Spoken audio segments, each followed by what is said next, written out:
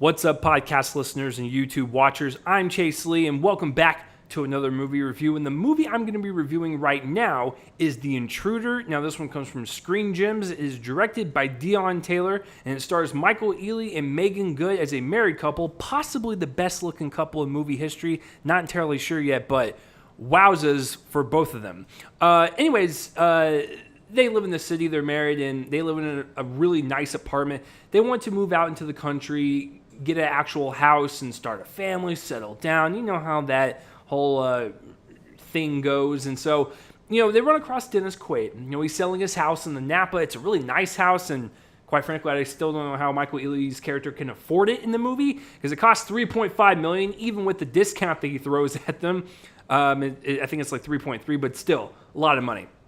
Dennis Quaid gives it to him. It's been in his family for generations, and they got a house, right? It's a nice time to be a homeowner, a nice time to just be alive and be a married couple, right? No, that's not the case. So Dennis Quaid, he's very, very possessive with his property. He still thinks it's his. He's going over there unannounced, mowing lawns, bringing food over, hitting on Megan Good. It's just a bad situation, man. You do not want to be around this character. He is cuckoo for Cocoa Puffs. So, with these types of movies, here's the thing, is that you can kind of expect it in four categories. So bad it's good, just a bad movie, a just fine movie, or a pretty good movie that has an interesting twist on the subgenre of home invasion movies. I can tell you right now, it is not that one. So, The Intruder. I never saw a trailer for it. I didn't know what to expect. And bare minimum, I was like, maybe I can find some entertainment value. Maybe so bad it's good. Maybe some like Lifetime schlock that you would pop up on 4 p.m. on a Tuesday and drink some wine with it.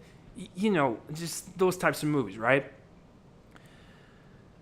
So The Intruder's bad. I don't know what way to kind of go around it. It's one of those things to where I knew it was in trouble like as soon as it started. So let me try to break this down. If you like these types of movies, I think you might have some fun with it, to be honest with you. It's just that most of the stuff did not work for me in this movie, and it was kind of a struggle to sit through. So I'm going to start with the script, because the story itself I have no problem with. It is riddled with cliches, tropes, the type of stuff you would see in these types of movies. I have no issue with that, because it plays it like it's supposed to play, whatever. It's the characters. My God, these characters. So I'll leave Dennis Quaid out of the equation with this when I'm talking about it, because he's bad but hilarious at the same time. He's entertaining to watch. But Michael Ealy and Megan Good, while they play a very believable couple, I have no problem with them, being married or a couple. They seem like a pretty strong couple, right? It's their characters and the way they're written. So starting with Megan Good, she is gullible as hell. She does not let it click up here until about an hour and 20 minutes into the movie, and it's really embarrassing. There was even points in the audience where they were laughing every time when she would allow Dennis Quaid to come in, because it's a very repetitive movie, allow him to come into the house and do stuff. They're like, oh my God, again with this? So, yeah, kind of gullible, a little dumb, and because he was the one I was rooting for, because Michael Ealy's character, putting it lightly, is a cheater of sorts, so much to a point, because I really don't think you guys would care if I ruin this for you guys. It is brought up in the movie that he is cheated. They went to therapy, then they got married. Cool. So it sounds like you're starting out the foundation correctly for your marriage. He's just a bad dude, hitting on other women, flirting and stuff, and it just the whole time I'm just like, I really don't care if he gets shot, mangled, stabbed, or whatever in his house, because he's kind of a D-bag. And on top of all that, the friend that's in the movie, the guy, he's also a D-bag. And I'm like, cool, we're just watching a group of fraternity guys look like they emotionally abuse their wives, and then an intruder comes in. Cool, we're supposed to root for him. So, yeah, just a very unlikable dude. Didn't care. And I wanted to root for Megan Good, but it's just like, kind of gullible. She kind of got what she had coming. And so, I spoke upon them and then the side characters, whatever. Dennis Quaid is devilishly delightful in this one. He's absolutely horrendous. But my God, are there some shots that made me chuckle inside. There's one shot without giving any context. He how in movies when people are strung up on their ceilings and they lower themselves down behind the main character. He does that and he looks like a gargoyle, like an old gargoyle, because Dennis Quaid's he's an older gentleman. And it was hilarious because he was smiling intently so fun. So fun. He just eats up this role. He chews the scenery, but I think for this type of movie is fine with me. I have no issue with that, and so Dennis Quaid is without a doubt the best part about the movie, and the only reason I'm going to give it a slight uptick in my grade.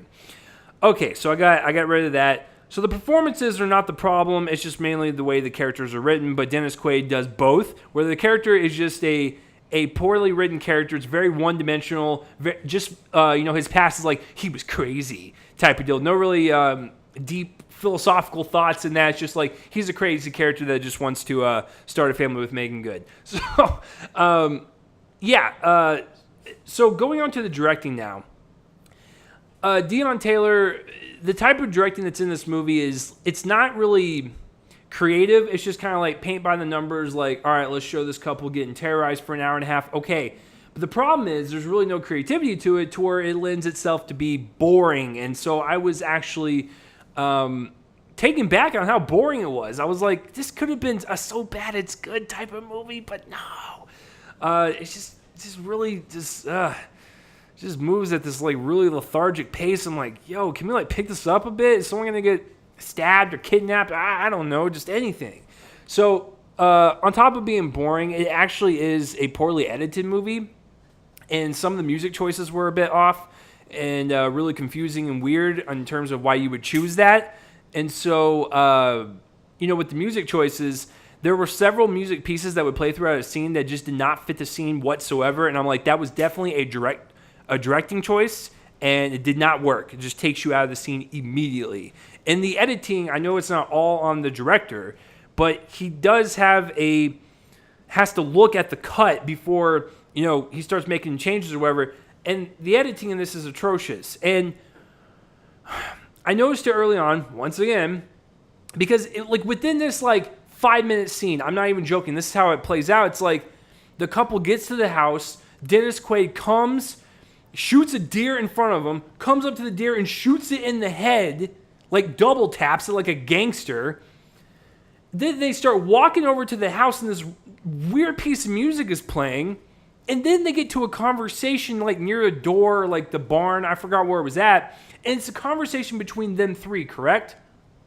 They're talking and it cuts to 7 different shots. A wide shot, a shot with them three, same shot from behind, a couple mediums, a couple close-ups. And I'm we do not need all of this for this conversation. Let this brew a little bit. Let the suspense rise on its own. Let the tension be there.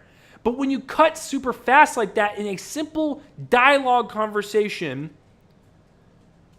it doesn't lend itself to anything. And what you're basically telling me is that there is no suspense or terror in this scene, so you want to amp it up. You want to make the cuts a little bit more sporadic and just kind of really fast cut.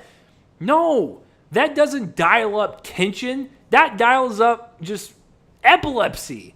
You're going to, trigger someone's epilepsy and cause them to have a seizure. It's slow down a little bit. Slow your roll. Let it breathe a little bit. Let us see Dennis Quaid in the scene, really kind of playing them like a fiddle and seeing just the scene kind of happening organically, not manufactured through these fast cuts and these weird music choices and weird jump scares, and it's just ugh. So, yeah, as you can tell, I loved it quite a bit. So, yeah, not a good movie. I explained why. I think the directing overall is kind of little mismanaged in certain sections, it is boring overall, it is haphazardly edited in some scenes that are really confusing. The introduction to Dennis Quaid's character should be more than enough to let this couple like go away, but they don't. When you double tap a deer like that, that's not how people hunt. And then on top of all that, the performances are whatever. Dennis Quaid's great, and then the characters themselves kind of one-dimensional and unlikable in certain cases. So yeah, wasn't expecting a lot. That's the thing. People are gonna look at this review and be like, "Oh, you're just crapping on this movie to crap on it." It's not the case. I wanted to go in to be like, "Wow, this was like really enjoyable on a bad level," or it was whatever. But it's just poorly handled, and I kind of wish it was a little bit more. But hey, this is what we got. So, what did you guys think of The Intruder? Or have you even heard of it? Comment in that places right below my face and let me know. And that will do it for this review, guys. I'm Chase Lee, and tune in next time for whatever I review next. I will see you guys later.